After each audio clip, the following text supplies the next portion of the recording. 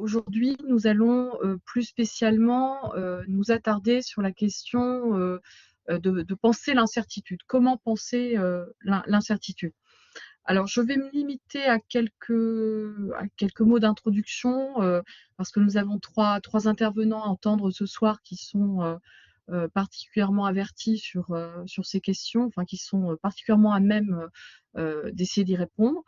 Donc, ce que l'on peut dire de manière générale, c'est que l'incertitude a été présente dès le début de la pandémie, dès le début de l'année 2020. Incertitude sur les origines de la Covid-19, sur les mesures à prendre pour y faire face.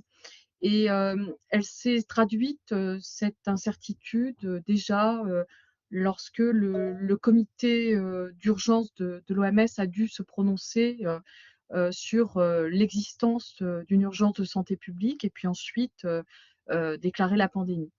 Elle s'est bien sûr imposée dans les contextes nationaux avec une incertitude pour les personnes, pour les individus, pour le public, pour les décideurs également.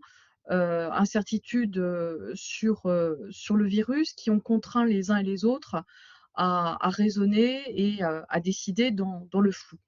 Alors depuis, l'incertitude a un peu été apprivoisée et elle nous a confrontés très certainement à la nécessité de faire la part entre une incertitude saine qui est directement liée aux investigations en cours, à la complexité de la situation également, et puis une incertitude plus pernicieuse, plus artificiellement entretenue, dont on peut parfois se demander à qui elle profite véritablement.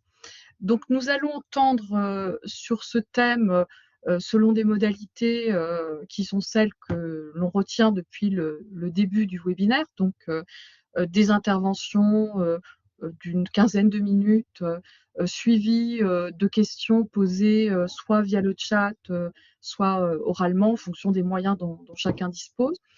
Donc nous allons entendre ce soir trois intervenants.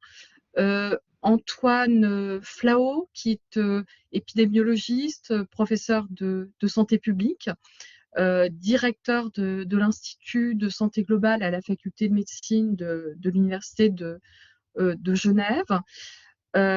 Nous entendrons également Laurent Chambaud, qui est médecin de santé publique, directeur de l'école des hautes études en santé publique. Et puis Gilles Pialou, qui est professeur à l'université Paris-Sorbonne, chef de service des maladies infectieuses et tropicales à l'hôpital Tenon, et vice-président de la Société française de lutte contre le sida. Donc je vous propose sans plus attendre que nous écoutions Antoine Flao, et encore une fois, nous animerons la session avec des questions qui interviendront directement après les interventions.